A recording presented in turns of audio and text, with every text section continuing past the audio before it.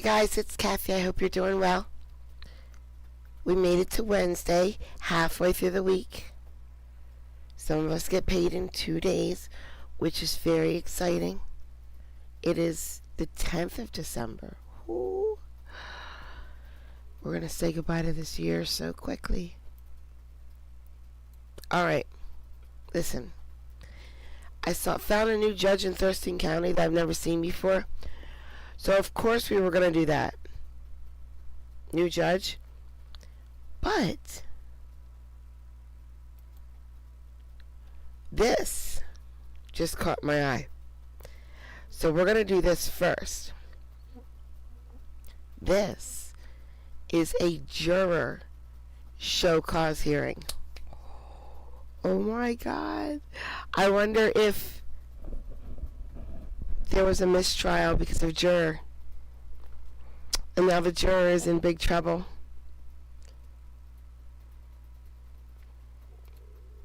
Which sucks, because they're forced to do that. See if I can give you guys a little bit more space to see. Here we go. Let's see. Let's see if a juror is in trouble. Or how much trouble. It's not a quick hearing. It's under an hour. All right. I got it.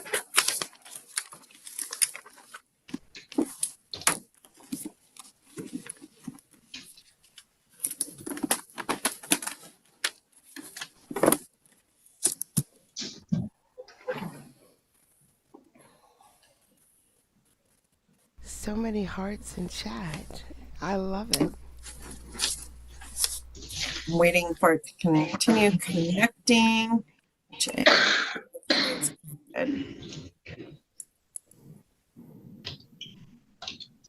All right, we're connected. Can you hear me, Miss Escott? Yes. All right, I have several people in the waiting room. So, okay.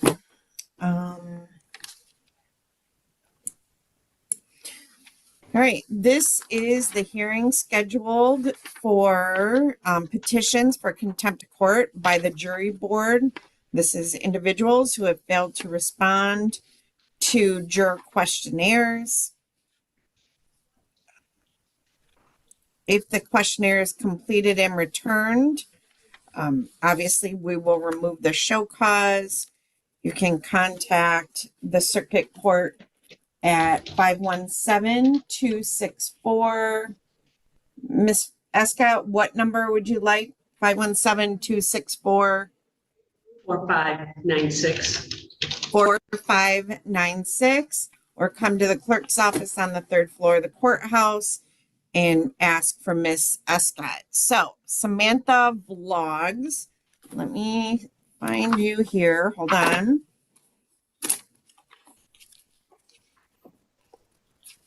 Hold on.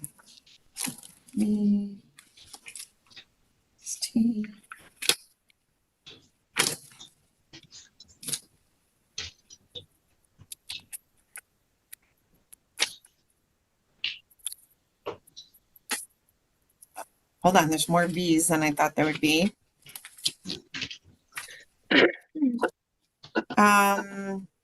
Judge, my last name is Mulholland. I'm sorry. That would help me. Thank you so much. Let me get back there. And it's M-U-L? Yes, ma'am. Okay, let me get back there. So it doesn't sound like there was a mistrial.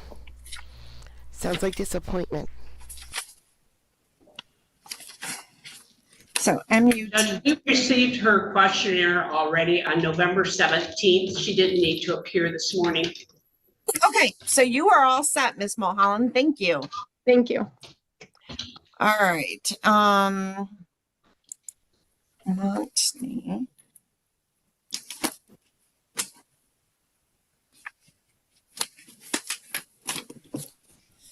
All right, Christine Montney, go ahead and start your audio and your video. Thank you. This is in the matter of Christine Lynn Montney, So, ma'am, we are here on a contempt for failure to return a jury questionnaire. So, Miss Montney, did you receive one in the mail? Yes, Okay, did you mail it in? I mailed it in the mail last Thursday. Okay. Now, you received that quite a while ago, is that correct? Yes, Okay. So, ma'am, Miss Escott, we haven't received that yet, have we? Probably not. We have not. All right, so Miss Montney, I will dismiss this because you've sent it in, but remember going forward, if you receive one, send that in right away. All right? all right. Yeah, I filled it out, put it on the table, it got buried, I forgot about it. All right, thank you. You're all set. All right, thank you.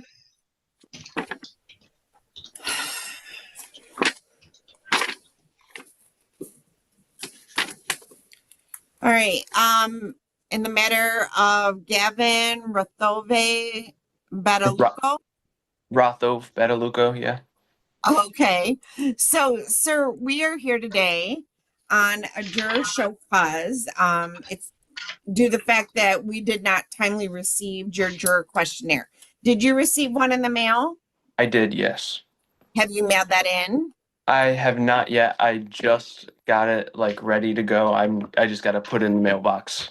Okay, but you got it like a month ago or 2 months ago, right? Yeah, yeah. I live in a household with like 5 other people, and it just didn't get to me. So I seen Okay. this about the meeting, and I asked about it, and then they gave me my letter for it. So Okay, so, all right. So, sir, I want you to make sure that's filled out and either drop it off at the courthouse on the 3rd floor or put it in the mail today. All right? okay. Yes, All ma'am. right. Thank you. Thank you.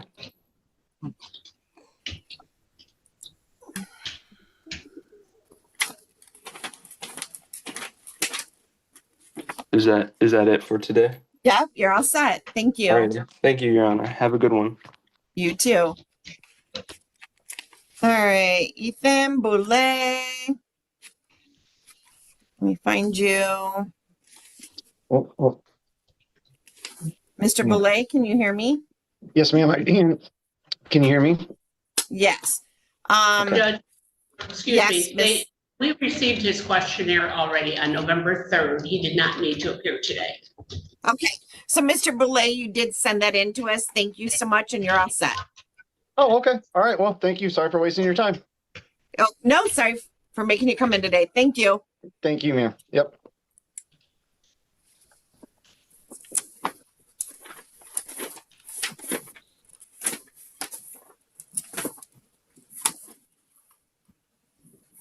All right, Trent Clark, hold on just a minute. Yeah, Dennis Clark, Jacob Clark, Trent Clark. All right, Mr. Clark, can you hear me? Yes, I can. All right, this is in the matter of Trent Michael Clark. So, Mr. Clark, this is date and time set for a show cause for contempt of court for failure to return a jury questionnaire. Mr. Clark, did you receive a jury questionnaire in the mail? Yes, ma'am, I did. All right, have you returned it? I sent it out Friday, so I put it in the mailbox Friday last week. All right. So, sir, you would have gotten this back in like May and August, right? Maybe August? I'm not exactly sure, probably. Okay, so Mr. Clark, I will dismiss this, and as long as we receive it, I won't renew it. But Mr. Clark, like, this is pretty serious because if you failed to return it and if you had failed to show today, I would have issued a bench warrant. Yes, So, ma'am. make sure when you receive those in the future, even federal and state, that you return those right away. All right. Okay, All right. Thank you, Mr. Clark. thank you. Thank you.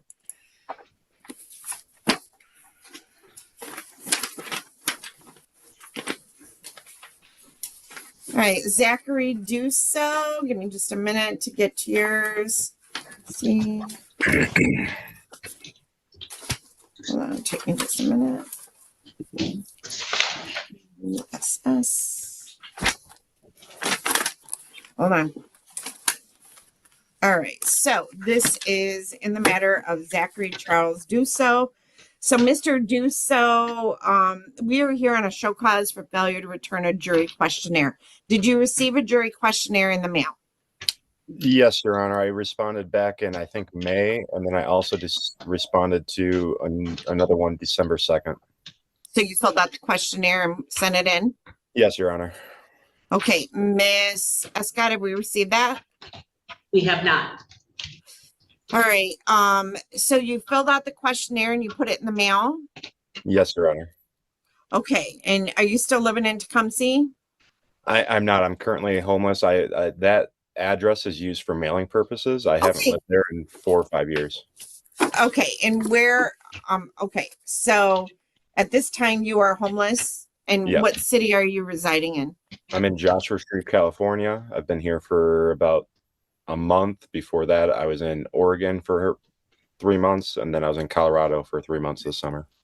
So, Miss Escott, we are going to dismiss the show cause and remove him from our jury pool. All right, so you are all set, sir, and good luck to you, okay? Thank you, Your Honor. Bye.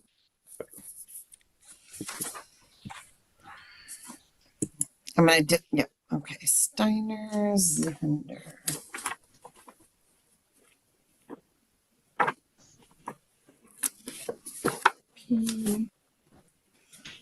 All right, Micaiah? Micaiah. Oh, Micaiah, okay. So this is in the matter of Micaiah Peter Steiner Zahender. So, sir, we are here on a show cause for failure to return a jury questionnaire. Have you received a jury questionnaire in the mail? I have, and I have returned 2 of them. Have you? I Okay, when is, Miss Escott, have we received those? We have not. Okay, when did you return them? It's been months. I returned the first one a week or 2 after I got it, and then I got another Liar. letter in the mail, and then I sent that one out, and then I got this one to show cause, and I was just wondering, trying to figure it out. Liar. Us too. All right, so Miss Escott, can we, do you have a questionnaire now in your possession? I do, but my kids spilt sauce on it, and I do have an appointment today. You sent in it back Adrian. though. Is there a way I can get another copy How do you have a copy if you mailed it back? Did you make a photocopy? of it? Because You know what? Actually, if you want to come up to the clerk's office on the 3rd floor of the courthouse, Okay. just fill it out and we'll be all set. Okay.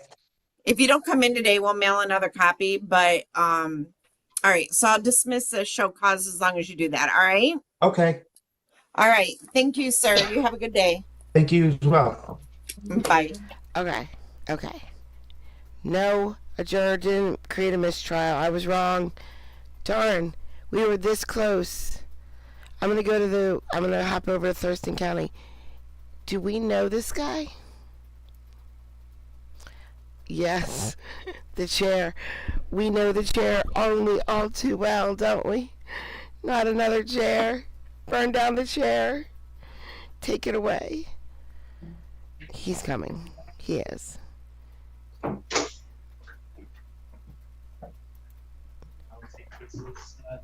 Have we seen this guy before?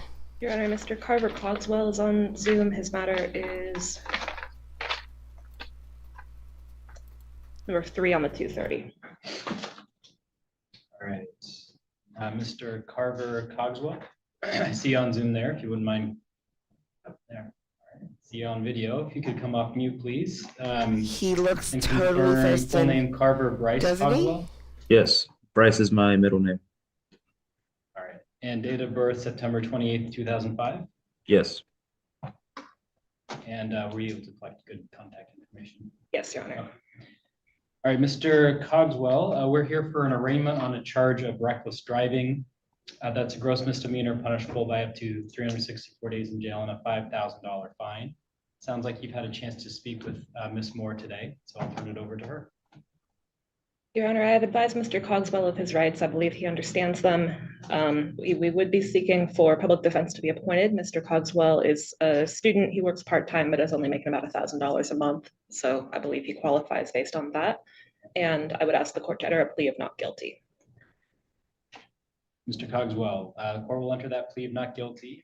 Appoint Thurston County Public Defense to represent you in the case is pending. Next, I'm going to turn to the attorneys to discuss release conditions while the case is pending. And Your Honor, I'm sorry, I didn't say it in my little spiel. I am contesting probable cause. You are contesting. Mhm. Okay. All right. So let me see. I don't recognize it. I have not seen him before, but I'm not on YouTube every day. I just got excited when I saw a different Thurston County judge. Like we do have an officer's report. So.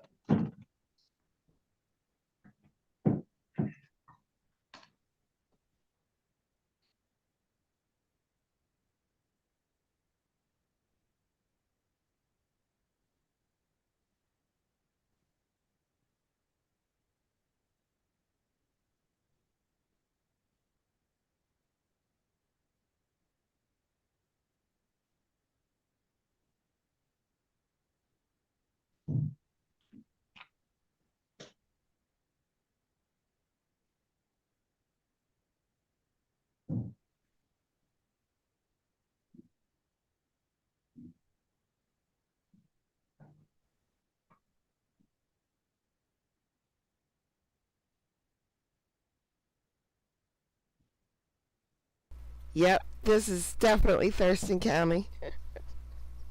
Everything's so slow, and it's Washington, right? Thurston County. Everything is so slow in Washington. Everything. The officer's report. Go ahead, Ms. Moore. Your Honor, based on, I've reviewed the report. The allegations in the report are that the officer pulled Mr. Cogswell over, and I think they're seeking PC based on speeding and having high beams on. Speeding alone, I believe there's case law, it is not reckless driving, and I don't see how having high beams on actually increases risk to other vehicles compared to just speeding, especially at night on the freeway where there's a barrier between a driver and oncoming traffic. Thank you for that. I am going to find probable cause for reckless driving. I understand what you're saying about speeding alone. Looking at the time here, alleged to have occurred just after midnight. There may be spots on I-5 where high beams may impact other drivers. Oncoming traffic could be other motorists going in the same direction too. I think that brings the high beam, the alleged high beams with the alleged speeding, and bring this over the threshold for probable cause. So I do find that there's a reasonable basis for believing that a crime may have been committed, supported by specific facts and circumstances. Again, here, allegations of speeding at night with the high beams on. That said, so Mr.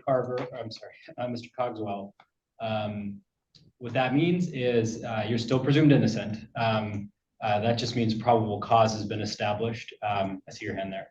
For the purposes of reckless driving, that just means that the court at this point can move forward setting conditions on your case. But again, that's just sufficient to move forward with the case right now. You had a question there, go ahead. Yeah. Sorry, I also saw that I had the YouTube live stream thing open and it was like double playing it. So it was like hearing two different things at once. Oh, just now you were having trouble with the audio? Mm-hmm. Oh, okay. Are you able to hear? I didn't hear a word you said. Okay, but you can hear me now, okay? Yeah. Okay. What I was saying there was I'm finding that there's probable cause for the charge of reckless driving. Ms. Moorhead, the Public Defender's Office, had challenged probable cause. That's basically the initial standard on filing criminal charges. It doesn't mean you're still presumed innocent. The case hasn't been proved beyond a reasonable doubt or anything like that. That's just the lowest threshold for charges once charges are filed for the court to set any kind of conditions on you while the case is pending. That essentially means that there's probable cause. So I am finding probable cause for the charge of reckless driving. moving forward, which practically speaking for you means that the court can set conditions on your behavior while the case is pending. I'm going to turn now to the attorneys to discuss what those conditions are, and I'll start with the prosecution. Ms. Vascio. The state would just ask for PR with the standard driving conditions. And there's no objection to PR with no law violations and no license or insurance. I've advised Mr. Cogswell that was likely. All right, thank you. So Mr. Cogswell, the conditions, court conditions while the case is pending here are to not commit a criminal offense while the case is pending, and to not drive without a valid license or insurance. Your next court date is going to be a pretrial hearing on January 14th. Do you mind if I write that down real fast? Yeah, and I can repeat it to you. Ms. Moore here collected a good phone number and writing it mailing down as address for contempt you. of court. The Okay. clerk's also going to text you a reminder of that court date and send you a Jail. mailed notice. Okay, that's perfect.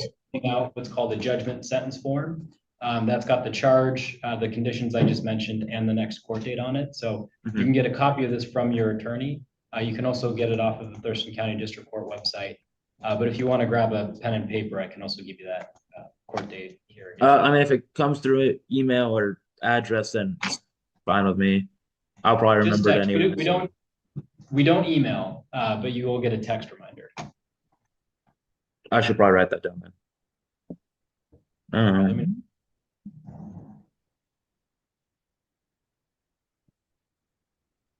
He just asked to write it down. He has nothing to write it down with. Just use your phone, sir. Just open your phone. Do, do, do, do, do. Okay. Do you mind if I just write it down on my phone notepad? Yeah. I'm sorry? Do you mind if I just write it down on my phone instead? Contempt. No, just January 14th. You can also check in with the public defenders, anytime after this hearing, and they can let you know what the hearing time is. Cool. All right? Okay. Thank you. Thank you, sir. Okay. All right. I love this judge. I don't know why, but I love this judge.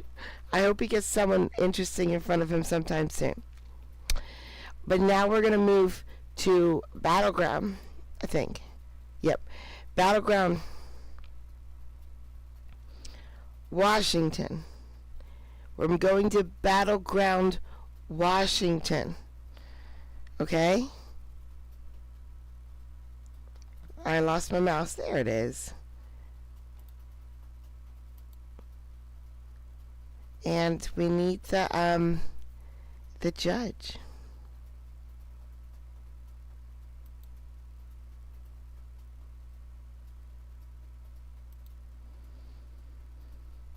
I don't hear anything either, so it's them. It's not us. There we go.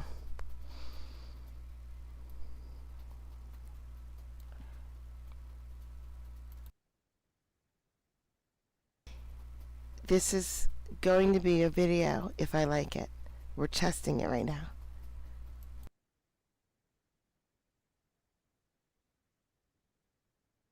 Is he praying? Do you think he's praying?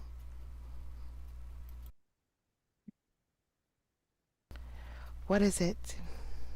Starts with an M. All right, folks, Our if you Lady are of- scheduled for court this morning, Lord. you've been charged with either a misdemeanor or a Never gross mind. misdemeanor in the cities of Battleground, Richfield, La Center.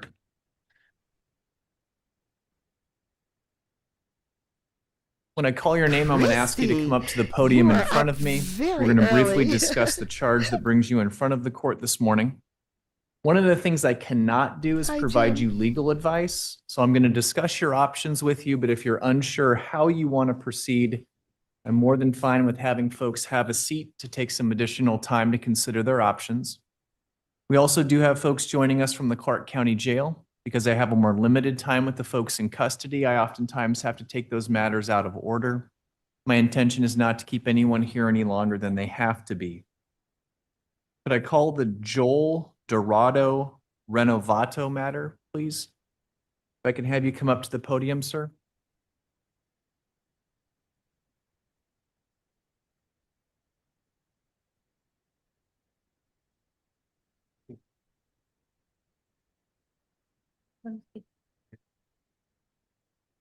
If I can have you please state your name and date of birth for the record. Liz decirnos el nombre completo con sus apellidos para que consten en el acta y la fecha de No, nacimiento? Linus. He was waving to Joel you. Dorado Renovato. My name is Joel Dorado Renovato. ¿Y la fecha de nacimiento? ¿Es primero el mes? ¿Perdón? ¿Primero el mes? Marzo 03, 1977. Del 77. Ujú. And my date of birth is March the 3rd. This guy has a lot 77. to say in a few minutes. Mr. Dorado A lot. Renovato, you are speaking to the court through a court-certified Spanish interpreter. Señor Dorado Renovato, usted está hablando con la corte por medio de una intérprete certificada de la corte. Are you able to understand the translation from English into Spanish? ¿Usted le puede entender a ella la traducción que le está haciendo del inglés al español? Yes. Yes. You are before the court today, sir, making a first appearance on the charge of DUI. Usted está haciendo la primera presentación aquí en la corte hoy día en el cargo que se le hace de haber manejado bajo la influencia del juez. DUI, sir, is a gross misdemeanor. Esto es un cargo mayor It is subject to 364 days in jail and a $5,000 fine. y a usted le pueden dar hasta 364 días de cárcel y $5,000 de multa. It is also a charge if you are convicted of it that has mandatory minimum punishments. Y este cargo también lleva una sentencia mínima en caso de que el fuera culpable de esto, Including a requirement for jail, incluyendo el requerimiento que se le pide a usted para que lo pongan en la cárcel, a license suspension, que se le suspenda la licencia an interlock requirement, y le tiene que poner el aparato especial al carro que no lo prende si ha estado tomando. and the requirement for high-risk insurance. Y también tiene que tener la aseguranza de riesgo alto. I have reviewed the associated police reports with your case and I have found probable cause. Yo he revisado el reporte de la policía y encuentro que tiene suficiente causa justa. Because this is a criminal charge, you have several important rights today. O esto es un delito, entonces usted tiene ciertos derechos importantes hoy día. You have the right to remain silent. Usted tiene el derecho de permanecer callado, You have the right to a speedy and public trial. tiene el derecho de que se le haga un juicio público y rápido, And you have the right to an attorney. tiene el derecho de que se le nombre a un abogado. Would you like to be screened today for a court-appointed attorney? ¿Quiere que le hagan algunas preguntas hoy día para ver si usted califica para que le nombren a un abogado de juicio? Yes. I'm going to ask you some questions about your income to see if you qualify. Yo le voy a hacer a usted algunas preguntas sobre sus I am ingresos. a ver si usted going to califica. fast forward it first for a Do you little receive any bit manner of state assistance? because ¿Usted I'd recibe reached my alguna limit with asistencia this por guy parte del already. Estado? There we go. I was just taking a look. Looks like our speedy trial commenced today. Do you have a preferred return date, Ms. Edwards? I'll defer to Mr. Busby in the court. Mr. Busby, any preferences? Okay. Well, what I think is I know we have a shortened docket the Christmas week. Mhm. Could we do this perhaps on December 18th? Would that work for everyone? That would. Your Honor, may I ask a brief question first? You said that my speedy trial rights were commencing today. What does that entail? It means that the last time you were in court, Cleve, we Talk to set your what's lawyer. called a commencement date for your speedy trial because you're not Okay. late in these cases. The 90 days is running from today's date. Okay, not from the last court date that I had. Nope. Runs from the day you commenced your speedy trial. So we're starting from today. Okay. We have our fresh 90-day clock today. Okay, how did that happen since these charges have been pending for several years now? At our last court date, remember, we waived speedy trial in order to set it over because we wanted to see what was going to happen with Superior Court. And so, I see. Yep. So that set it over till today. yep. Okay, I see. All right. So, Cleve, we're going to see you back on all these cases. It sounds like on the 18th at 8:30, and that will allow Ms. Edwards and Mr. Busby to discuss the cases a little bit further. And I'll see you back on that date. Thank you. Okay, Judge. Thank you. Goodbye. Sir, that is all you have to say right now. Listen, you can even be rude and skip the whole thank you. You can even not acknowledge you heard him, and you can just say goodbye. Any of those three options are good for you right at this moment in time. What are you going to do? Thank you, sir. Thank you, Your Honor. Thank Before I'm done, may I bring to your attention one thing real quick? Sure. Okay. So the system's inherently prejudiced against the poor and disenfranchised. So the system's inherent prejudice against the poor and disenfranchised is resulting in, it often results in injury to those less savvy that don't really know the inner workings of the court or the legal system. While the bureaucracy is preoccupied with processing cases rather than rendering meaningful family-oriented solutions to social problems. And as I said, those less savvy. I'm sorry, Your Honor. Judge, do not Happy to interrupt answer a him. question, but we're not going to Judge. use this as the pulpit right now. So if you No, have I know.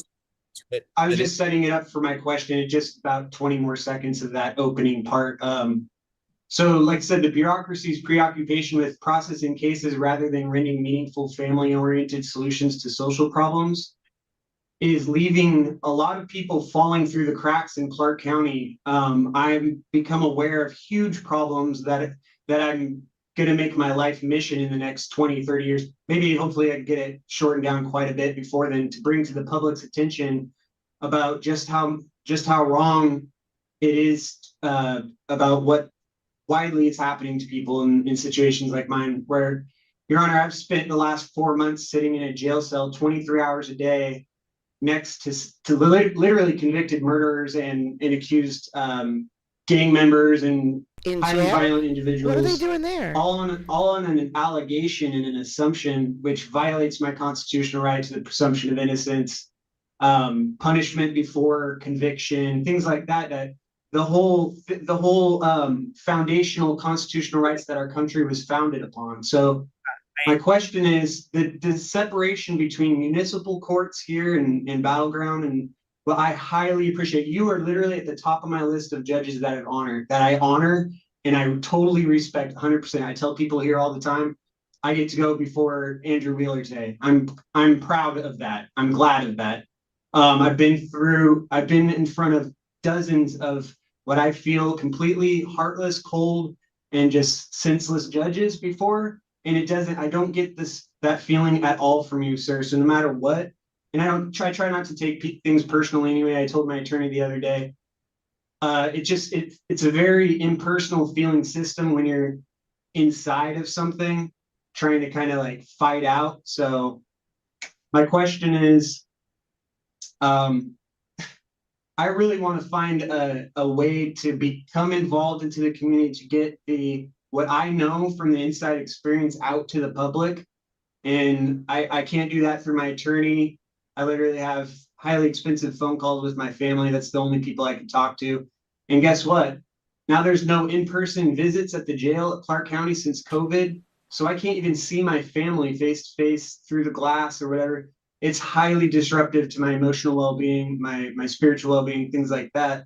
How can we start to get people in the community active to thinking, how can we change this for the better, so that people that are innocent, or like you say, presumably innocent, right? We want to presume they're innocent until proven guilty, aren't languishing in jail for years on end while they're supposedly innocent. That to me is the exact crux of punishment before conviction and violates the presumption of innocence. Anyway, I'm speaking from a lot of pain and injury, and I haven't had many people to talk to in the last 4 months. So thank you, Your Honor. I think, Cleve, we've kind of gone over a similar circumstance before, and I'll try to just do my best here very shortly. I think what we're conflating maybe is the presumption of innocence and the fact that a person should be out of jail anytime pending a trial. And I think that we had discussed that before, that one of the complications, and again, you're not being held on any of the battleground cases, but one of the complications is directives that folks are given when they are charged with an offense to not potentially have new offenses, not to have new. Yeah. And I think I understand. one of the challenges when you look at a person's history is that a judicial officer is always making a balancing test between the safety of the community and that presumption of innocence. I think that the more allegations that surface over time, the thinner that presumption to freedom becomes, and the more that the scales tip towards restraint prior to trial based on community safety. I know that if your Superior Court attorney was sitting here, because I know those matters are pending, they would not have you discuss that case. I have no knowledge of what's going on in Superior Court right now. I know that you are released on these cases. And certainly I think that the concerns you're putting forth are very valid, but probably best voiced to a Superior Court judge that is choosing to hold you, it sounds like, on very high bail than a municipal court judge who has released you on all the bail. So I appreciate your concern today. I'm going to have to move forward. I have a courtroom full of people, but I do want to let you know that I value our ability to have constructive discussions, even if we may not necessarily always agree.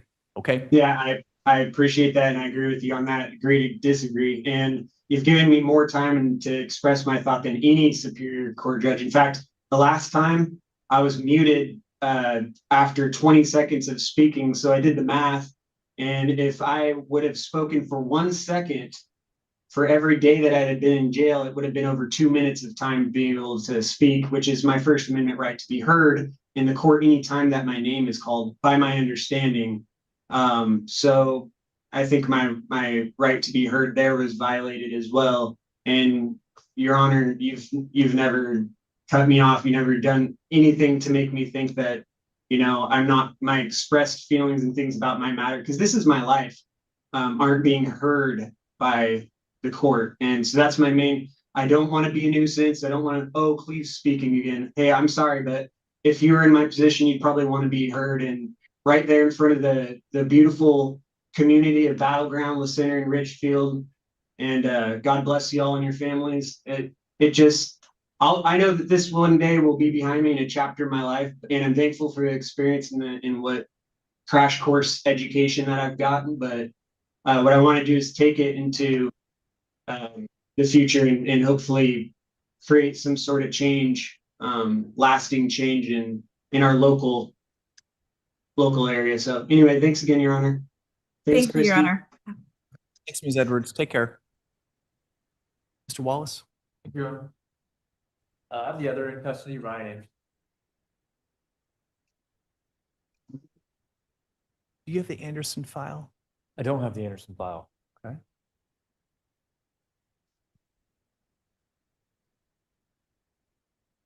Hi, Drunken. I have the Anderson file. Okay, good. I'm gonna say unless I buried Mr. it. And fair enough. Mr. Anderson, can you hear the court, sir? Yes, I can. May I have you please state your name and date of birth for the record? Ryan Anderson, 6/14/96. Mr. Anderson, I have your attorney, Mr. Wallace, with us here in court. Go ahead, Mr. Wallace. Thank you, Your Honor. Mr. Anderson has a pending Superior Court matter. It's set for trial in early January. So we're asking to set this out to January 15th. Defendant's willing to waive speedy as. Okay. I don't believe he's being held this matter, but No, it looks like I released the hold back on the 13th of November. So, Mr. Anderson, it sounds like you've had the opportunity to talk to Mr. Wallace about your right to speedy trial. Yes, I have. Understand, sir, in entering a waiver commencing December 4th, you're giving the city of Battleground 90 days from that date if it became necessary to bring you to trial. Do you understand that right to speedy trial?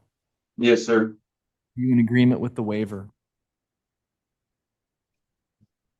I am, yeah. I'll find you're making a knowing, intelligent, and voluntary waiver. We're going to see you back here on January 15th, 2026. If you are out of custody, that will be at 10 a.m. If you're still in custody, they'll bring you over from the jail to appear on video. Do you have any questions, sir?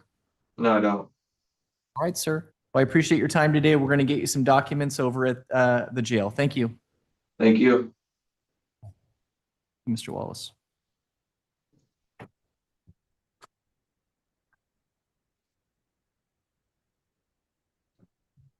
Mr. Carly, is your matter ready? Morning, Your Honor. Yes, we are ready to go. And which matter is that, please? I'm here on Mr. Tanner Reichard, who is appearing from out of custody today. Mr. Reichard, if you're in the courtroom, please, right up here.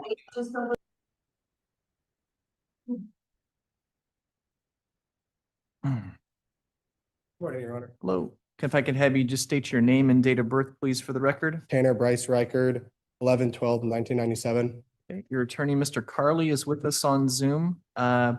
So, Mr. Reichard, you're making a first appearance arraignment, or I think you may have appeared in district court already, but you're making an arraignment on a charge of assault in the 4th-degree domestic violence. Yes, sir.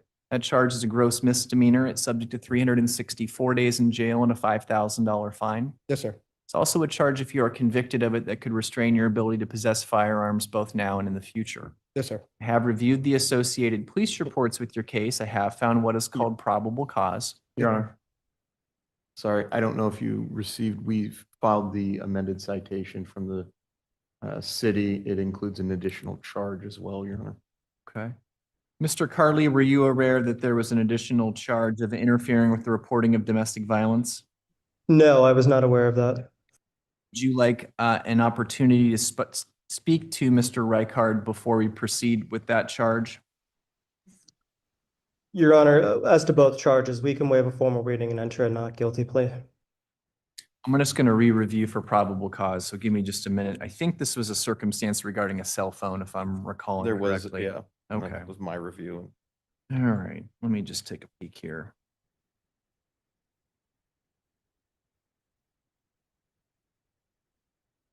And when we review for probable cause, sir, I'm not establishing guilt or innocence Yes, sir. or anything like that. I'm simply just making sure the elements of the charge are being Yes, sir. met. Hmm.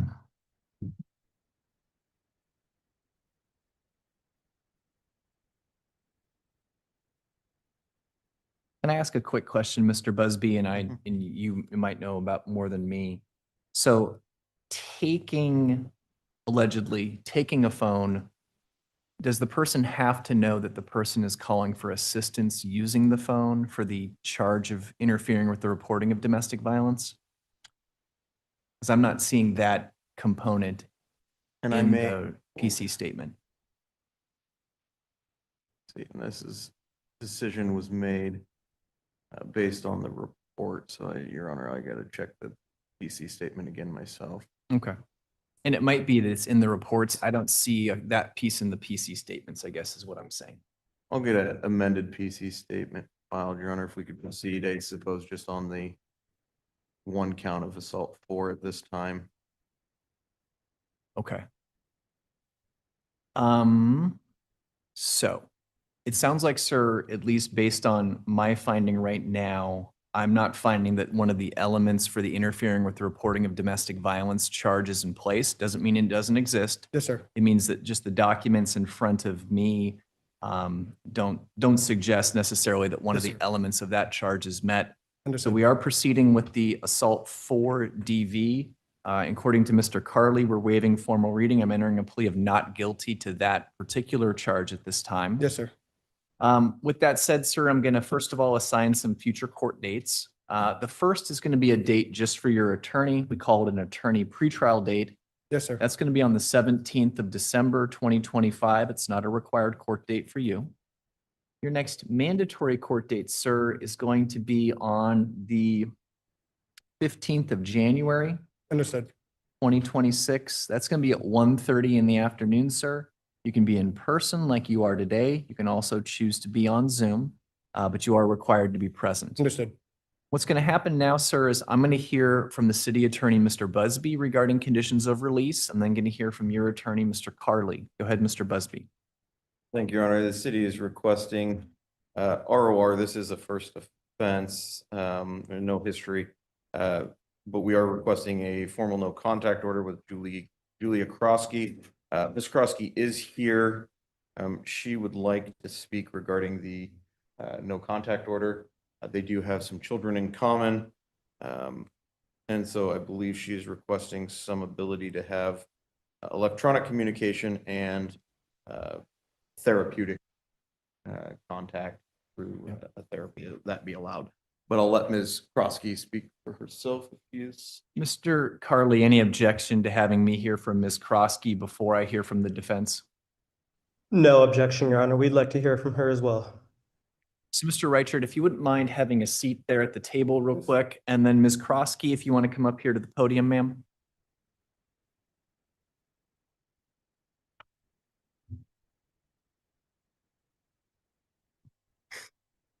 So I tell folks that are appearing in front of me in these sort of circumstances that one of the things we can't talk about is what happened, Okay. right?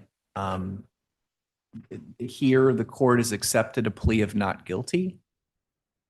Certainly, there's rights to trial that you've heard me talk to folks about. So one of the things that would harm that is if we start testifying or that sort of thing on the open court record.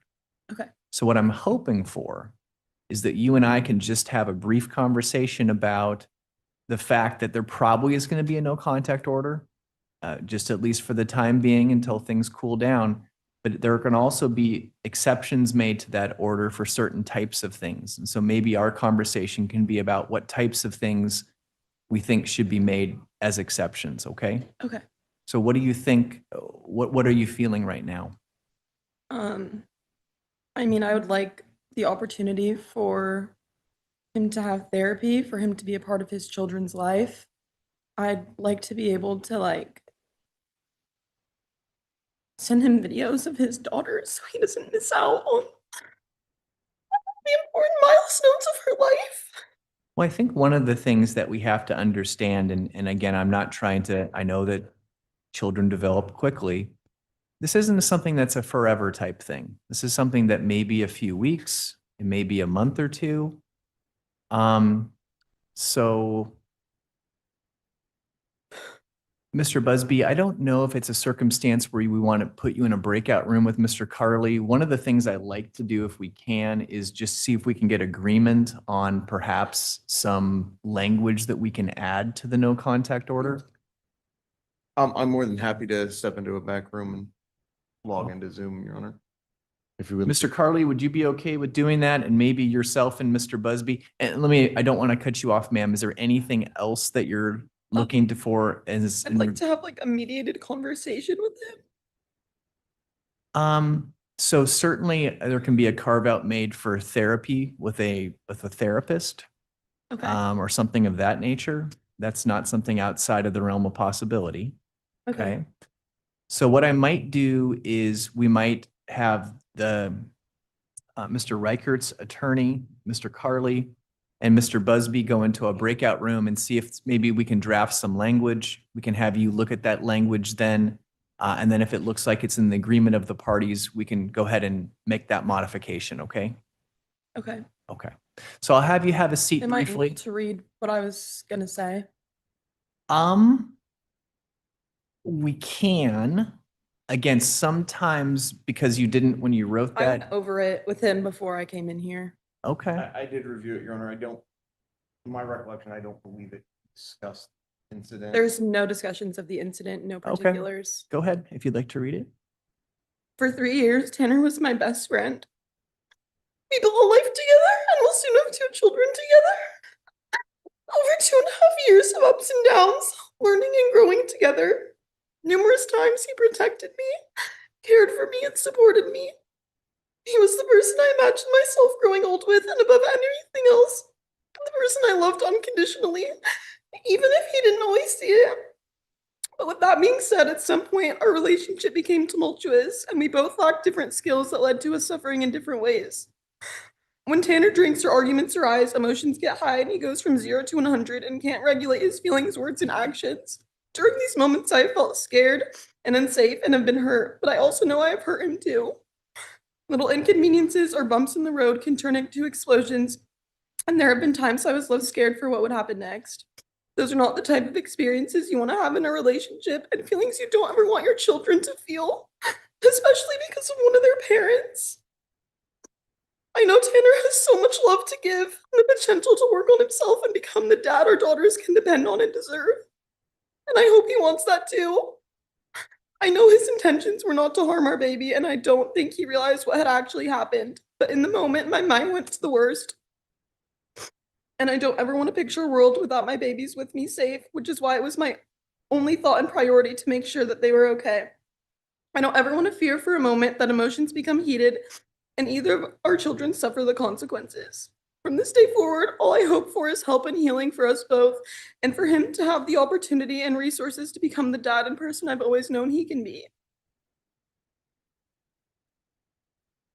So I think one of the things that I see in these circumstances is that we have, and I don't know the age of your child. 8 months old. Okay. So, no, I'm definitely not a pediatrician and can research exactly what an 8-month-old is perceiving and not perceiving. But I think one of the things that they have in some circumstances shown is that there is definitely some emotional cues that an 8-month-old is taking from the household that they're in. I don't know where the 8-month-old was at the time this was all going on, but whether it be shouting, loud voices, or other types of behavior, those things are imprinting. So hopefully we can get things straightened out. I'm going to give the opportunity for the city attorney and your husband or your partner's attorney to speak, and then we'll recall this matter, okay? Thank you. All right, thank you, ma'am. You can either have a seat, sir, back in the audience, or you can stay there, either way.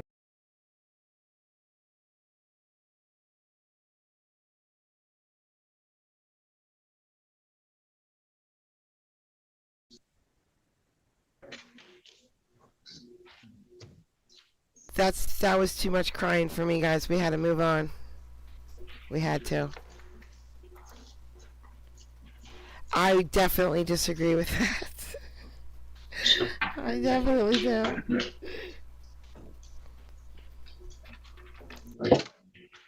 This is Samantha Jo Went, case number 2313303FH. Ms. Went is here for a probation violation hearing. There's been a recommendation made by the probation agent whereby if Ms. Went were to enter a guilty plea to absconding from probation for more than 60 days, the recommendation is that she would receive no more than 12 months in the county jail, credit for 225, and then she'd be discharged from probation unsuccessfully. And this would be on the initial advisory guidelines of 0 to 9 months. And Ms. Robinson, do you adopt that recommendation as an offer in this case? Yes, Your Honor. And Mr. Greer, is that your understanding of the offer? It is, Your Honor. And what does Ms. Went want to do? We are entering a plea of guilty to the violation. Is that correct, Ms. Went? Yes, it is. Raise your right hand, please. You solemnly swear, oath, or affirm that the testimony you're about to give is the truth, whole truth, and nothing but the truth, so help you God. Right. The allegations here are that you were placed on probation in this court for the 10-year felony offense of possession of methamphetamine. Do you understand that? And you are alleged to have violated your probation in that you failed to report as instructed in violation of condition number 3, and that your last report date was June 2nd, 2025. Do you understand that? Do you understand that this is a non-technical violation because you were gone for more than 60 days? The agreement in this case is that with your advisory guidelines of 0 to 9 months, that you would receive no more than 12 months in the county jail, and that you'd be discharged unsuccessfully from probation, but you would still owe the court $387.20. Do you understand that? Is that your complete understanding of the plea agreement in this case? Have you had sufficient time to consult with Mr. Greer about these allegations, the right to contest them at a hearing on this plea agreement? And so to the plea agreement, how do you wish to plead? You understand that if I accept your guilty plea, that you're giving up the right to contest these allegations at a hearing? Yes, I do. You also understand that you'd be giving up the rights that you would have at that hearing. We previously advised you of your violation hearing rights in writing, at the time you were arraigned, and then again today on a written document. Did you read that document? Did you understand those rights? And have you gone over those rights with Mr. Greer? You also understand that you might be giving up the right to appeal any appealable issues you may have if you went to a contested hearing and the court found you guilty. Yes. Do you understand that you are giving up the right to appeal this conviction and sentence? If you could have a foreign attorney, the court appointed attorney represents you on the appeal.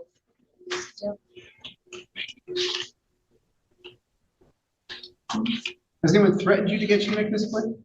Has anyone promised you an outcome different than we put on the record? And you're entering this plea of your own free will?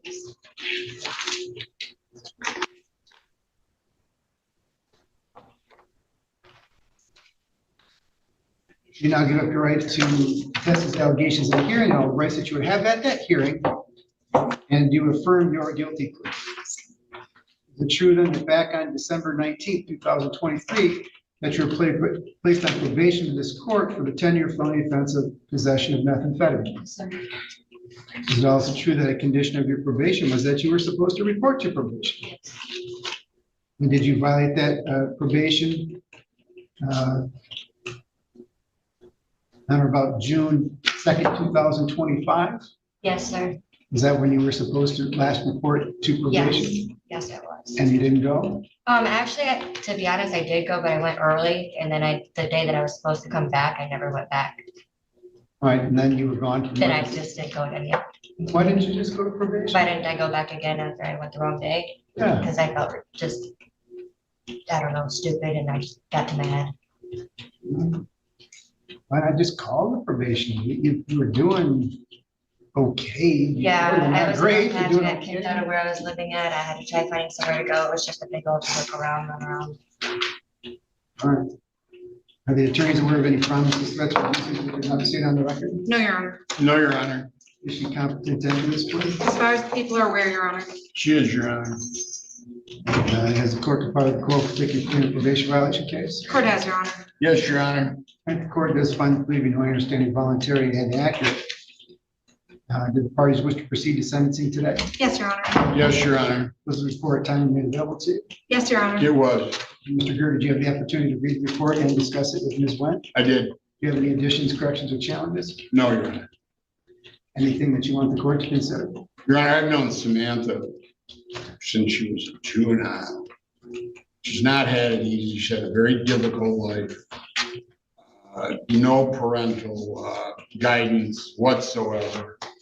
Actually, probably in the wrong direction. And I asked her this time, I said, you don't look like you've been using drugs. You look pretty good. Are you doing? She goes, I'm not using drugs. Just didn't appear. She had a place to live.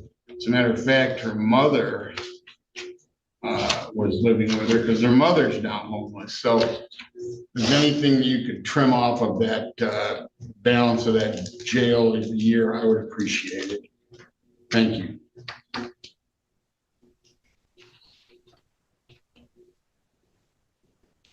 All right, and Ms. Wendt, have you had the opportunity to read the report and discuss it with Mr. Greer? Yes, I have. Do you have any addiction or any additions, corrections, or challenges? No, I don't. Anything that you want the court to consider? Nothing that Mr. Greer hasn't already said.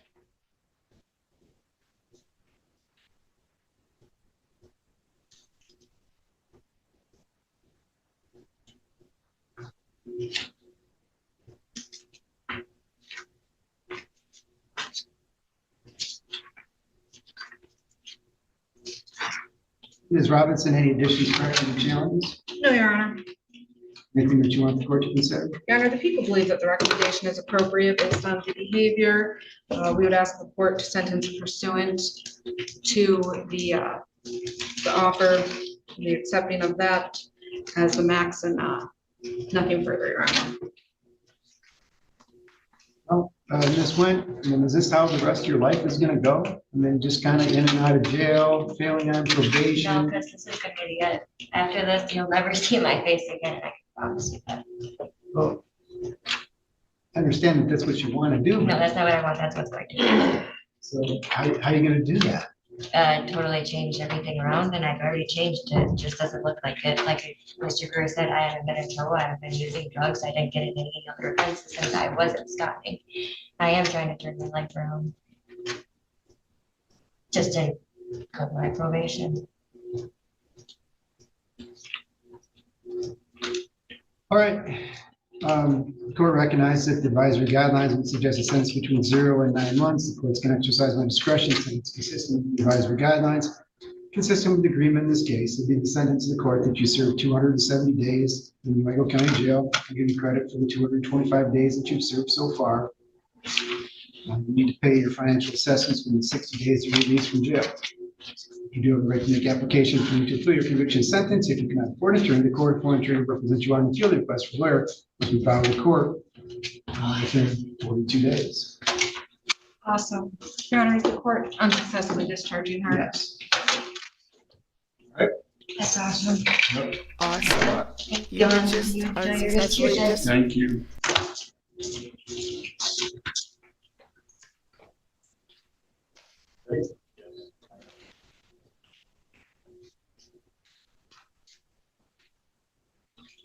She has that on her record now, and she thinks it's awesome.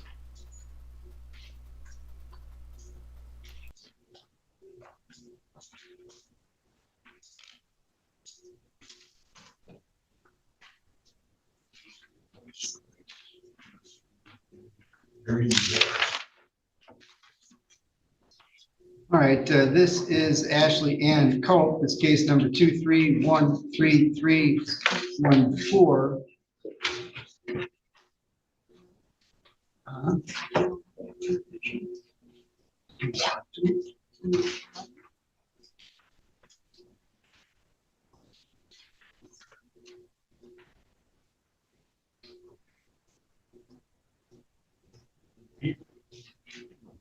You can do the next step.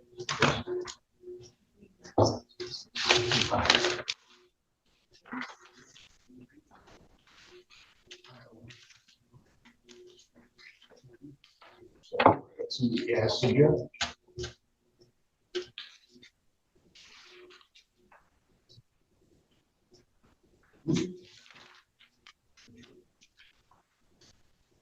Okay. All right, so Ms. Culp, you're here for arraignment on a, started out as a request and summons for probation violation. You didn't appear at the show cause date, so then the warrant was issued for your arrest.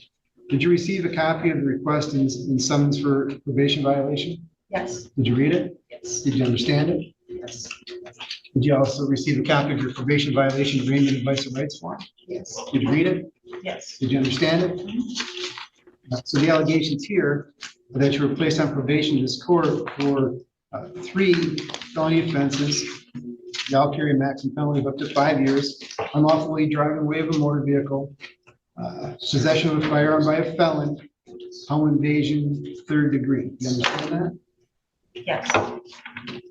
You're alleged to have violated your probation. This was originally charged as a technical violation, but it's now a non-technical violation. That you violated condition number 3 that required you to make a truthful report to your probation officer monthly or as often as the probation officer may require. And the allegation is that on or about April 16, 2025, that you failed to report in person to the probation officer. Do you understand the allegations contained in count 1? Yes. Count 2, and I guess what makes it a non-technical violations that you've been gone for more than 60 days. Do you understand that? Yes.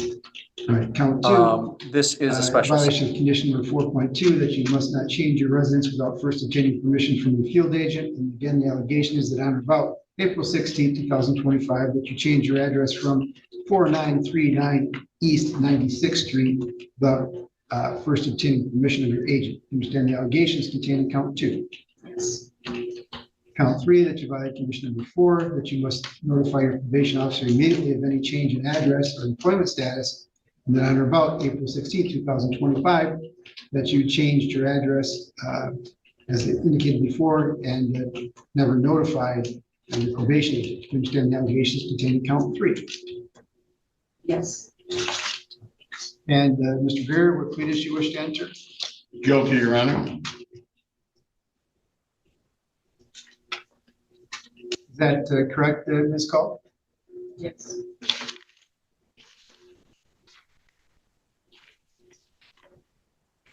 Raise your right hand, please. You solemnly swear oath to affirm that the testimony you're about to give is the truth, the whole truth, and nothing but the truth, so help you God. Right, there's been a recommendation made by the probation department that if she successfully pleads to a non-technical violation, the recommendation is that she serve 365 days in jail with credit for 270, that she be discharged from probation unsuccessfully, and that she would still owe $275.80. And Ms. Robinson, do you adopt that recommendation as an offer in this case? Yes, Your Honor. Mr. Greer, is that your understanding of the offer? It is. You as well, Ms. Cole? That's your understanding of the offer? Yeah. Okay.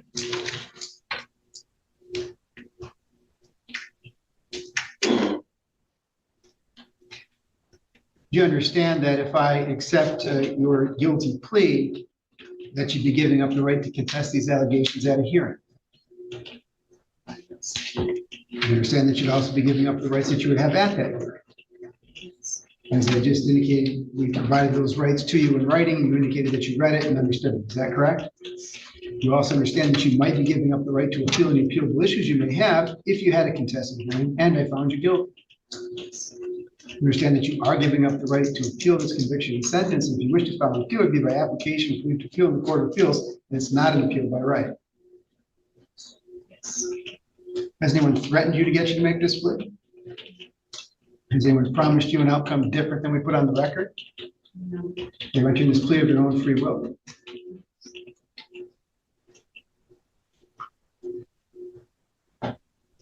Is it true then that back on December 19th, 2023, that you're placed on probation in court for 3 5-year felony offenses? Yes.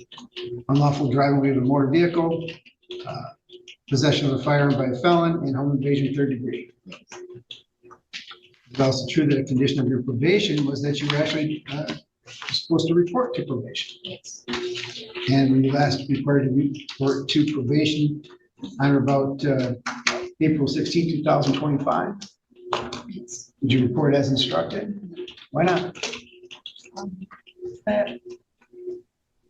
I just didn't come, I can't remember the reason it was. I want to say it was a ride, but my lack of following through most likely. Okay. And you agree that you were gone for more than 60 days? Yes. How'd they find you to have you come in on this morning? I was at my kid's dad's house Okay. and I believe he called.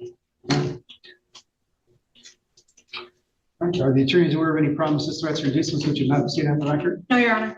No, Your Honor. Is she competent to enter this plea? As far as the people are aware, Your Honor. She is, Your Honor. Is the court required with the rule for taking probation violation case? Court has, Your Honor. Yes, Your Honor. If the court does find the plea to be no understanding, voluntary, and accurate, it requires you to proceed to sentencing today. Yes, Your Honor. Yes, Your Honor. Was the report timely made available to you? Yes, Your Honor. It was. Mr. Gurr, did you have the opportunity to read the report and discuss it with Ms. Cole? I did. Do you have any additions, corrections, or challenges? No, Your Honor. Anything that you want the court to consider? Your Honor, my client indicates to me that she has every intention of successfully completing probation. I know that when she was in jail in 23, she received her high school diploma, her GED, and her GED. That's right. So it's she completed several Bible study courses, 8 of 9, and that she had wanted to go to rehab. She indicates to me she's been clean. I would ask the court for a little bit less than 365 days. She has credit for 270 days. So thank you. All right, and Ms. Copeland, you had the opportunity to read the report and discuss it with Mr. Greer. Yes. Do you have any additions, corrections, or challenges? I'm just asking if I could do probation.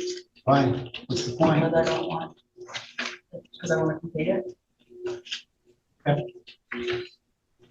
All right, Ms. Robinson, any additions, corrections, or challenges? No, Your Honor. Anything that you want the court to consider? Your Honor, I'd ask the court to follow the recommendation, sentence the defendant to 12 months with the credit for 270 days and discharge her from probation. She had the opportunity to be on probation. She failed to show up. She has failed to show up for months and months. This isn't a quick thing. Any plea right now to remain on probation is, I believe, an empty plea to attempt to garner sympathy from the court.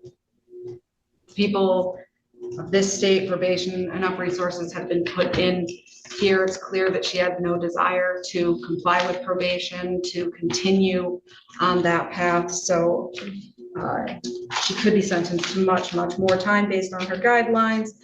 We would ask the court to allow this case to be settled and to not put additional resources into this when Ms. Culp made the decision that she didn't care to take advantage of the ones she was given. Thank you, Your Honor.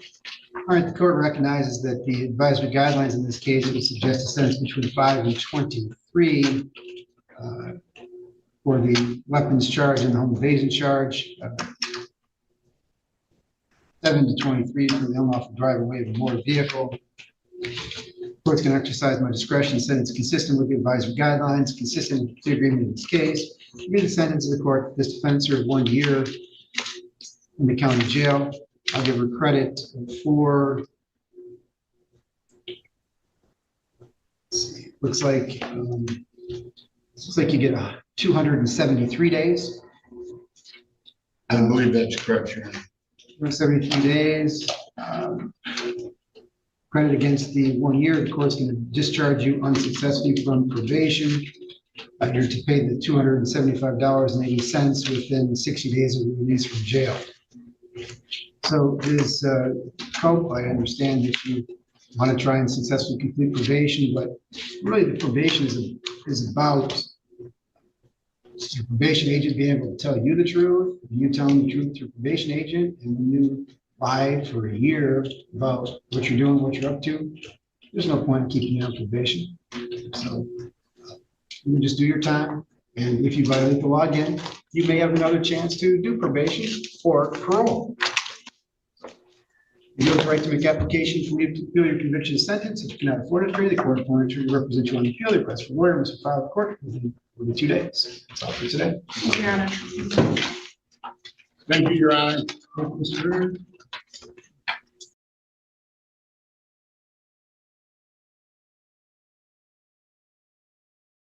All right, we did start this stream with a show cause hearing that was not what we wanted.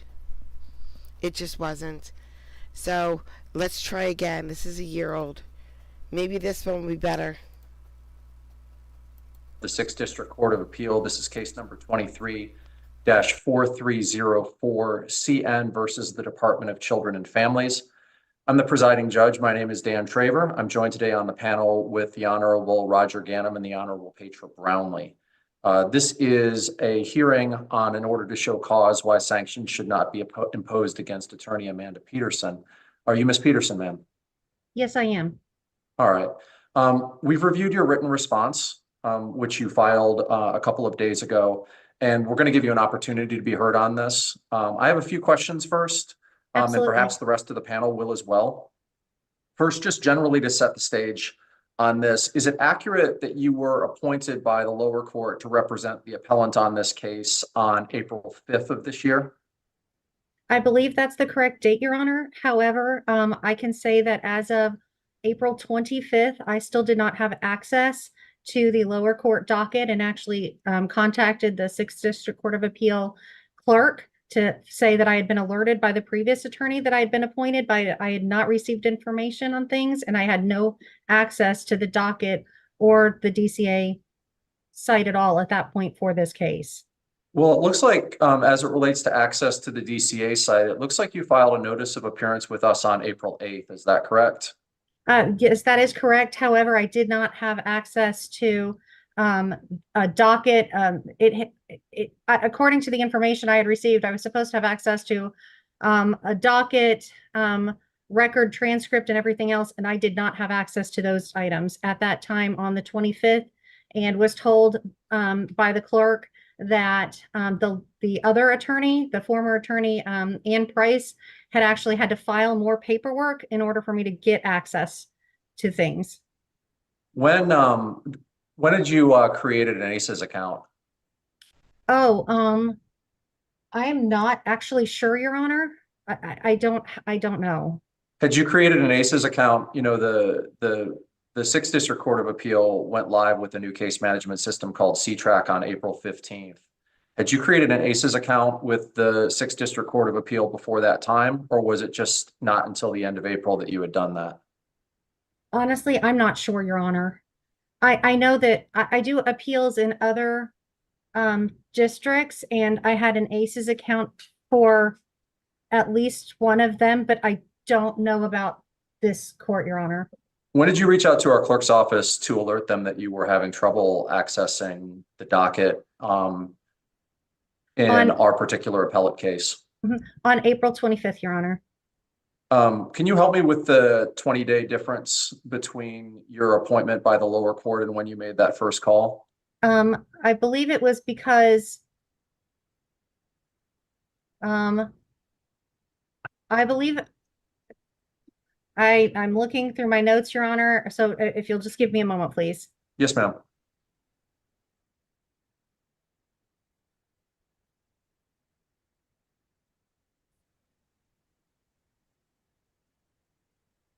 Nicole, how have you been? Thank you, Your Honor. It looks like it was because Ms. Price was still filing paperwork, and there was some confusion as to whether or not Attorney Ann Price was actually the appellate attorney or whether it was myself. Ms. Price was the lower court attorney. I don't know that to be true. I think she was initially appointed because there was a conflict with the trial attorney. I think it was based on Ms. Price's submissions that she was uncertain that she had been appointed in error and had alerted us that you had been appointed properly as of April 5th. So did you have communications then with Ms. Price about to clear up the confusion? Yes, Your Honor. Ms. Price and I were during that time period. Ms. Price and I were speaking in person, as well as then she ultimately filed an extension of time. It looks like on April 24th. And at that point, she was still filing documents that it was not clear whether it was supposed to be Ms. Price or myself. That's At what point did you I called the clerk of courts. At what point after, so April 25th, if I understand you correctly, is when you were first able to determine what was going on in this case? That would be a reasonably fair assessment, Your Honor. Are you, and I apologize, ma'am, I can't tell in terms of available information, your background. It looks like you've been barred in Florida for at least 20 years, correct? Yes, Your Honor. How long have you been doing appellate work? Oh gosh, Your Honor. At least 10 years or longer. I'm really not sure. I apologize. It's okay. How long have you been handling juvenile dependency appeals? Oh gosh. Most of that time. Are you comfortable with Rule 9.146 and its obligations as it relates to accelerated timeframes for record preparation, transcript filing, brief filing? Yes, Your Honor. And are you aware of our typical order, which resonates with 9.146 and which was filed in this case, which states that we are directed by the Florida Supreme Court to prioritize these types of cases? Yes, Your Honor. When did you first become aware that the lower court attorney had not designated trial transcripts in this case? If I can have a moment, Your Honor, to look at some of my documents. Yes, ma'am.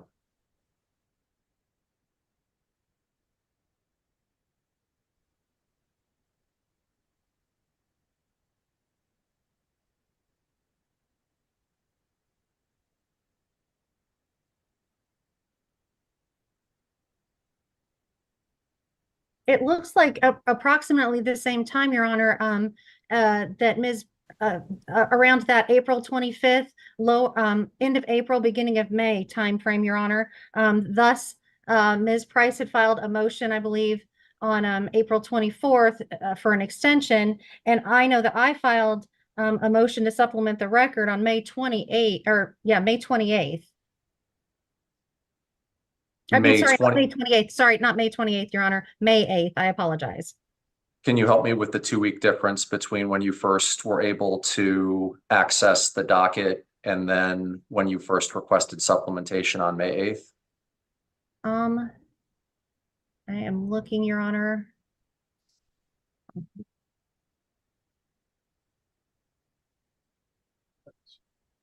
I am looking, Your Honor. Yes, Your Honor. It looks like a part of that was on May 1st. Ms. Price was designating that she was still having issues about whether or not she was on and whether or not she was on the dependency part of that case as well. And as far as me not doing the motion until May 8th, that's when I filed that motion, Your Honor. Okay. Does your current caseload allow you to comply with Rule 9.146 when you're appointed to a new case in this Yes, Your Honor. district? Yes, Your Honor. All right. Did you notice when you first got docket access on the 25th, an order that we had issued on the 23rd directing Attorney Price to file the initial brief within 15 days? Yes, Your Honor. And I understand that there are some e-portal issues in this particular case, and I appreciate you calling our attention to that with authorization numbers listed in your response.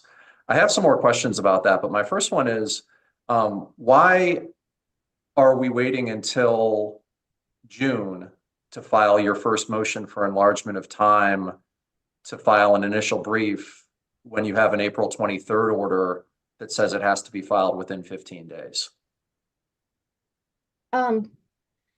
Just a moment, Your Honor. Let me check my papers. Sure.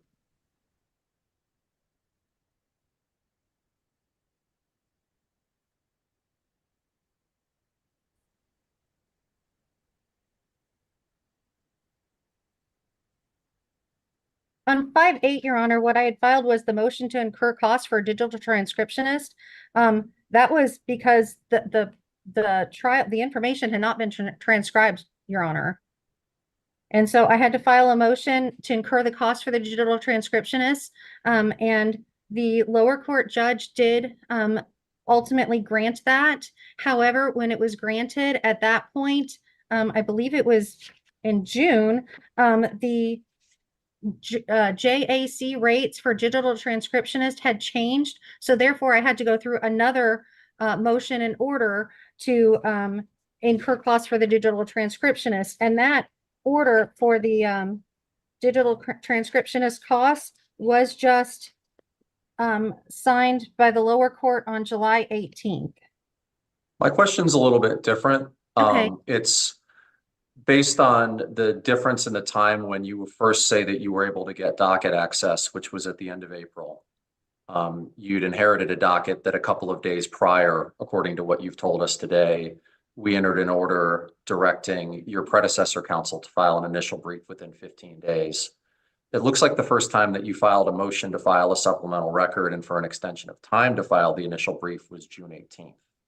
And I'm just wondering why the amount of time between April 25th, when you say you first were able to access this case, and June 18th, when you first filed a motion to enlarge time, especially given the April 23rd order that the initial brief had to be filed within 15 days of April 23rd. Does that make sense?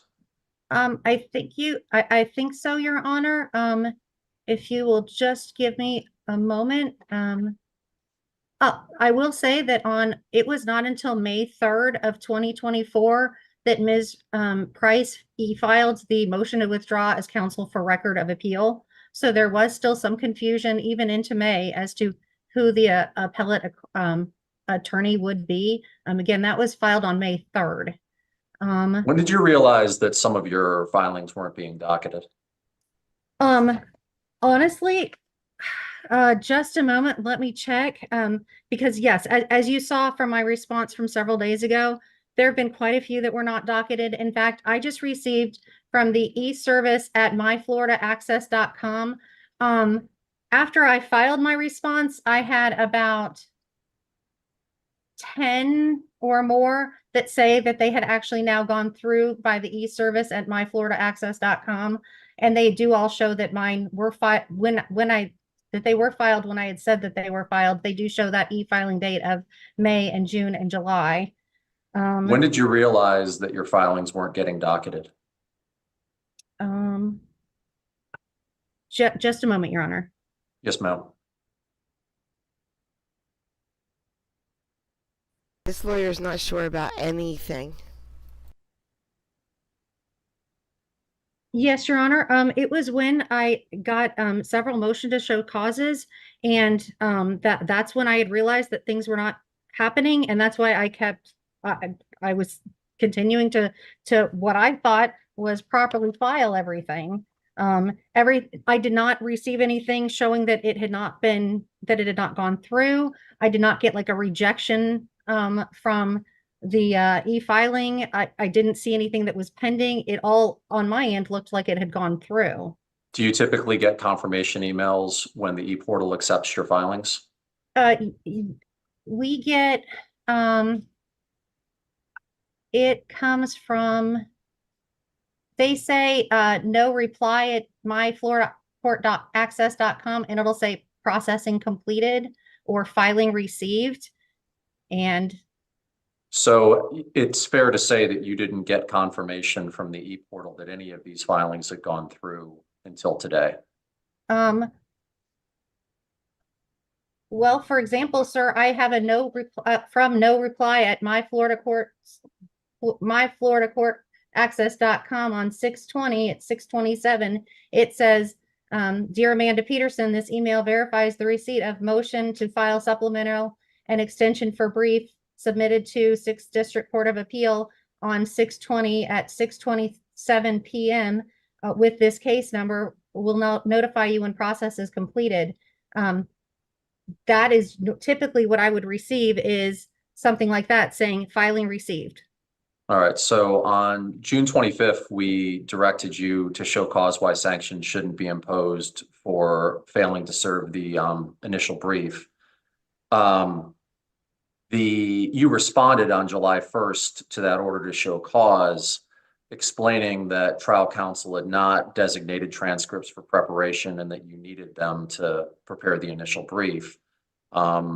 You said that you had filed motions on June 18th and 20th to that end. Those motions obviously didn't appear on our docket.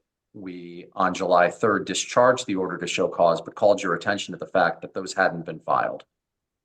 So at that particular point in time, did you take any steps to go to the court docket to confirm that, yes, for whatever reason, what I'm filing isn't showing up?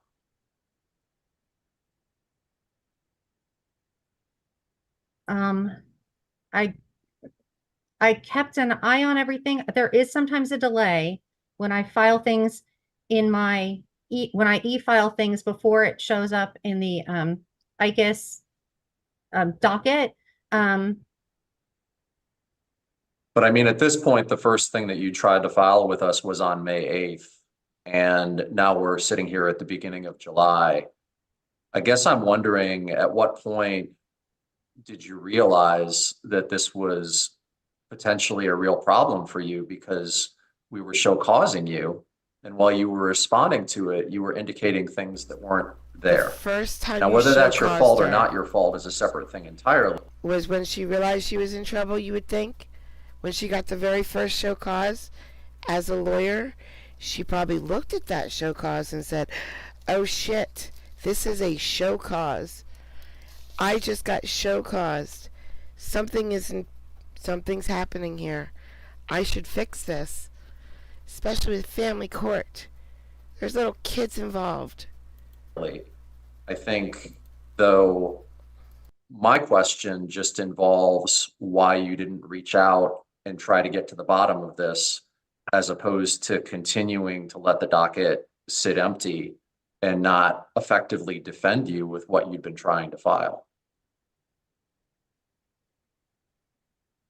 I thought by filing the additional documents that I was properly responding to this court. In addition, I was checking with my lower court to see if there was an issue somewhere with that as well. And by the lower court, I mean the Polk County Court, to see if things had somehow gotten stuck there.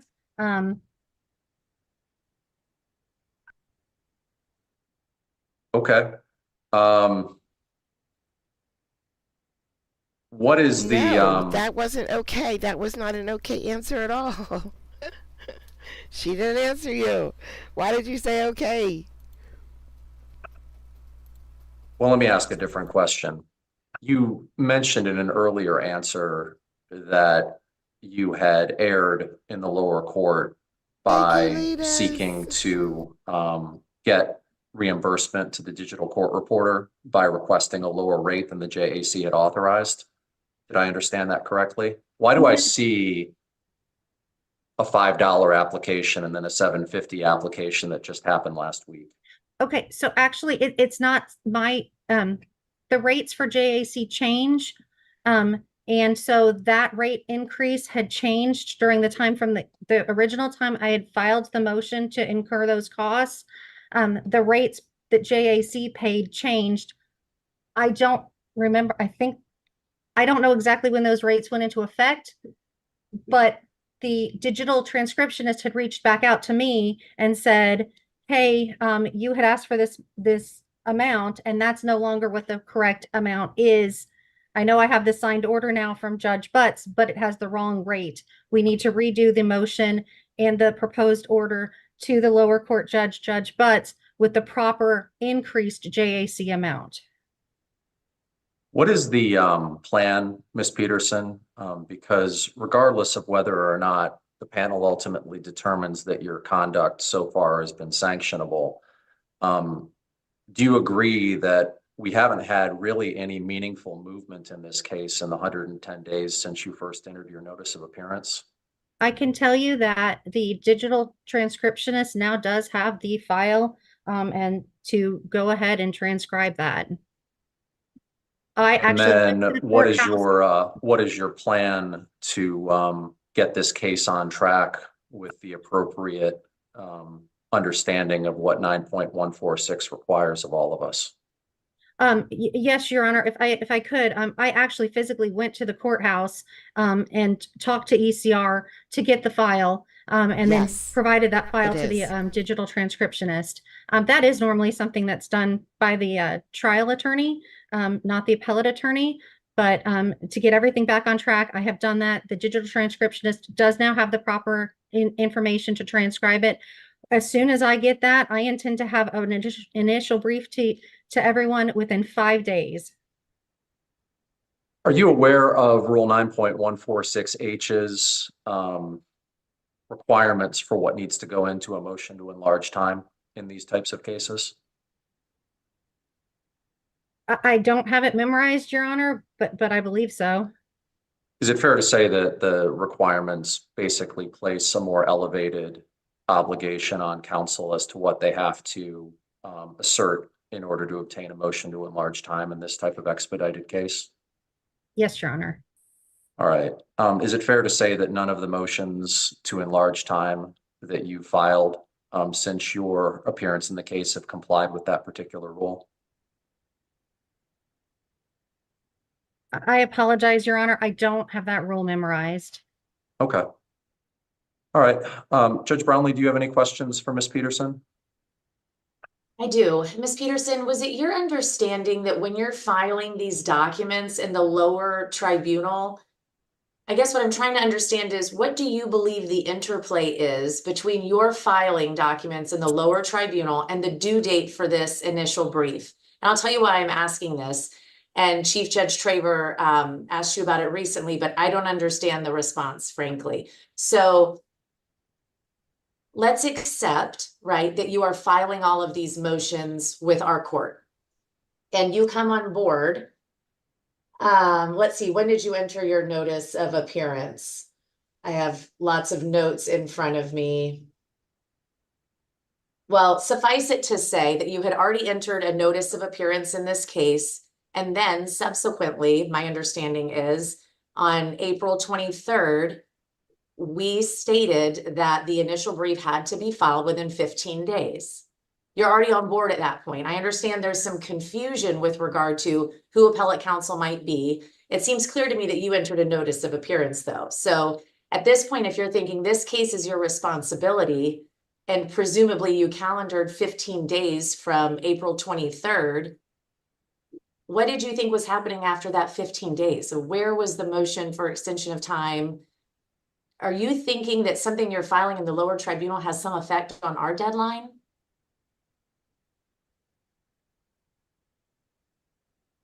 I filed for, in that time, I was realizing that although I had been told that the record was ready, it was not ready.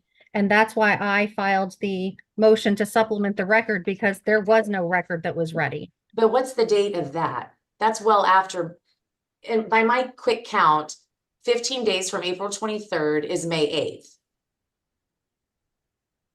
And I think that's when you file, that's when you do the stuff with the court reporter in the lower court. However, in that time, Ms. Price had also filed motions about extension of time, I believe. Okay, so that's your understanding of what happens to that deadline? You think that a motion she told would, or excuse me, that she filed told your deadline? Yes. Yes. Okay, thank you for that. One follow-up just based on that answer. I mean, the record in this case was filed on February 5th. So there was a record that was filed. Is what you meant to say that the record was filed, you reviewed it and noticed that there were no transcripts in it? Yes, Your Honor. Thank you for that clarification. That's absolutely what I had seen and the changes that I needed to then make or request. Judge Brownlee, do you have any other questions? I just have one more, thank you.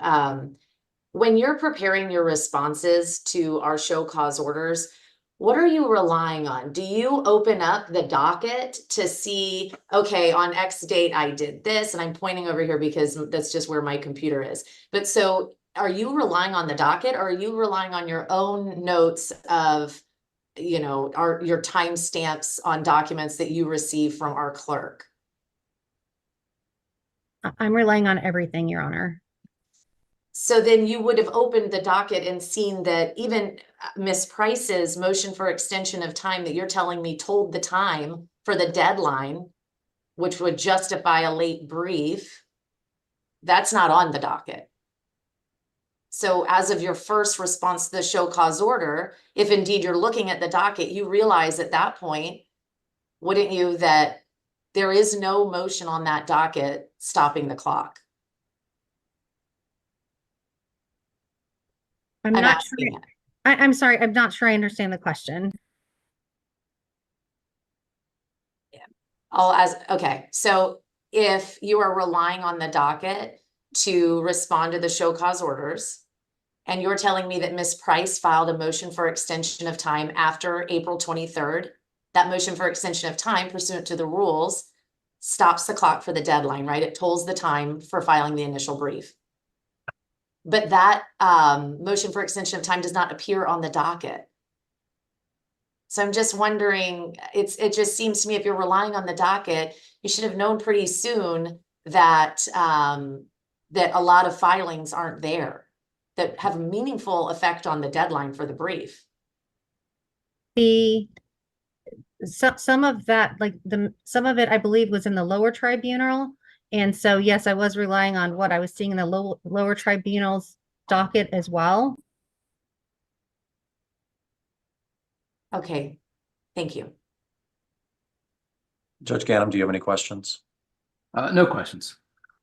Ms. Peterson, I promised you at the beginning of this that we would give you an opportunity to say Yeah, anything that you Hedwig. wanted to Yeah, thank you, in thank response you, to our thank show you. cause order. I think that you have mentioned some of those things that you wanted to say in the context of your answers to us, but I did want you to give you an opportunity to say anything else that you might like to say before we close the hearing. Sorry about that. I meant to unmute. I certainly never and never would intend to come off as ignoring an order of this court or any court. I have never had it where I've had so many things filed that did not appear. I was astounded that these issues had continued. And I apologize for any delay. And again, the information is now with the digital transcriptionist. I intend to file that brief as quickly as I possibly can, as soon as I get that record. Or the transcript, sorry. Okay, thank you. Is there anything else, ma'am? Anything else from the panel? All right, we'll take the matter under advisement and this court will be in recess. Thank you. She Thank you. is in big trouble. That did not go well for her, guys. That went badly for her. A questionnaire, should there be show cause hearings if they don't fill it out? I like that.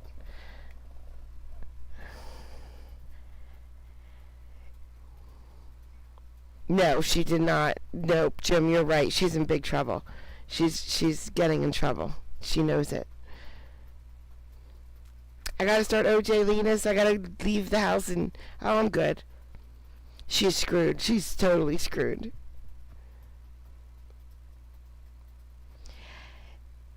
Hedwig, you're on a lot. What are you talking about? You're always here. Yep, because she knew she was in trouble.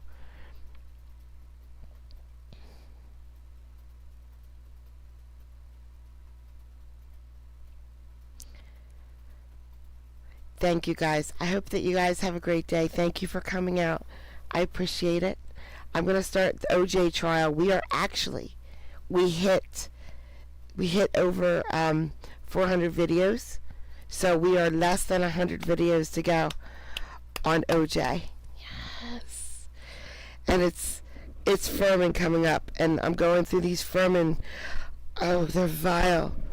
They're vile and disgusting and they're making me sick. I have to go through these Furman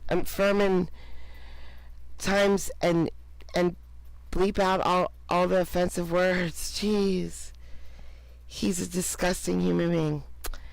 But that's coming real soon, in the next couple days. I hope you guys have a great Wednesday. I shall see you all again very, very, very soon. Bye, guys.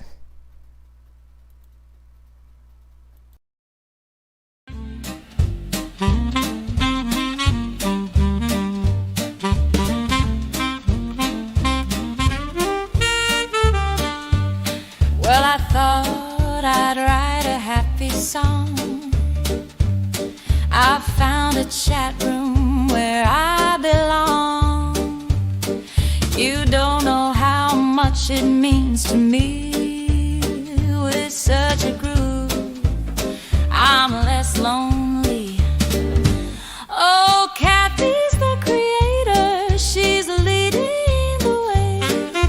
At Court Vibes, we laugh and we stay. Her smile shines bright. She's got that grace. Come join the fun. It's a welcome and play. I can count on distraction from my pain. 'Cause this creator takes you there and back again. Kathy is the heart here, always in stride. Her work is hard, but her joy she can't hide. Oh, Kathy's the creator, she's leading the way. At Court Vibes, we laugh and we stay. Her style is classy, she's always top shelf. Don't take my word, come and see for yourself. Her cases are new